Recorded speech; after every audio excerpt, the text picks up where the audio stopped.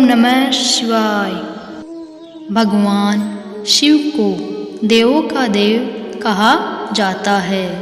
जिस भी भक्त पर इनका आशीर्वाद होता है वह जीवन की हर मुश्किल पार कर पाता है। भगवान शिव के कई रूप हैं, लेकिन इस कथा में हम उनके अर्धनारीश्वर रूप के बारे में बात करेंगे। अर्धनारीश्वर भगवान शिव का वह अवतार है जिसमें उनका आधा भाग नर का और बाकी आधा भाग नारी का है। इस स्वरूप को भगवान शिव ने अपनी इच्छा से धारण किया था ताकि वह संसार को बता सके कि सृष्टि के संचालन के लिए नर और नारी दोनों ही महत्वपूर्ण है। इस अर्धनारीश्वर अवतार के पीछे भी एक पौराणिक कथा है। एक बार भृंगी नाम के एक ऋषि थे जो भगवान शिव के बहुत बड़े भक्त थे। उनकी भक्ति और भगवान के ऊपर श्रद्धा इस कदर बढ़ चुकी थी कि वे शिव के सिवा किसी और को नहीं पूजते थे।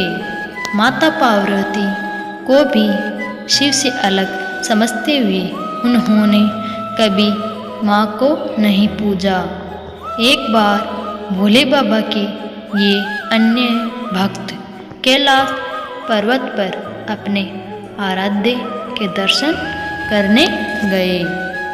वहाँ पहुंचकर उन्होंने एक बहुत ही अजीब हरकत की।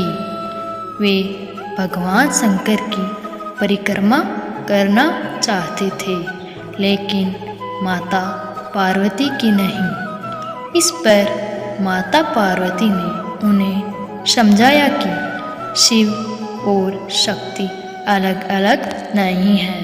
परंतु जब ऋषि भृंगी नहीं माने तो माता पार्वती और भगवान शिव एकदम पास बैठ गए। ये देखकर ऋषि भृंगी ने सर्प का रूप धारण कर लिया और केवल शिवजी की परिक्रमा करने लगे।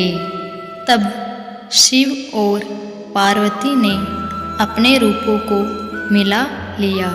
वे एक हो गए और तब जन्म हुआ अर्धनारीश्वर अवतार का। हद तो तब हुई जब इस पर भी ऋषि को समझ नहीं आया और वे चूहे का रूप धारण कर दोनों के बीच से कुतरकर अलग करने लगे। इस पर दोनों को क्रोध आ गया और तब देवी पार्वती ने ऋषि से कहा कि हर मनुष्य के भीतर प्रकृति का भी भाग होता है जो नारी शक्ति का प्रतीक है।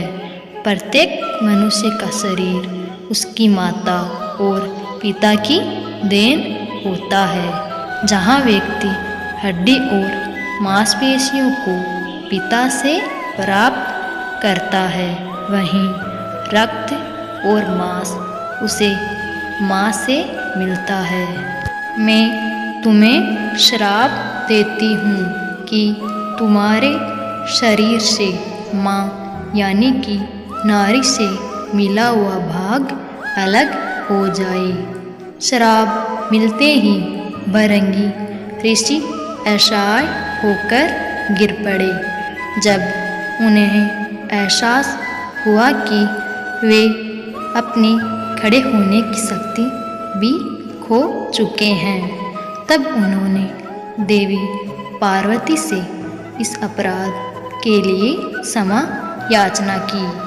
अब क्योंकि माता अपनी संतान का दुख देख नहीं पाती है, इसलिए पार्वती जी का हृदय भी यह दृश्य और भृंगी की हालत देखकर व्यथित हो उठा।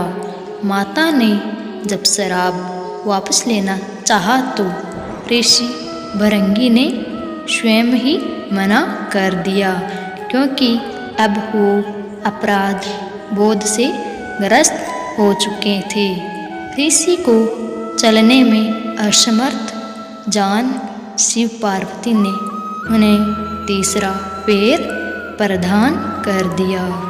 इस तरह हुआ था अर्धनारीश्वर रूप प्रकट, ताकि संसार को नर और नारी का महत्व समझाया जा सके।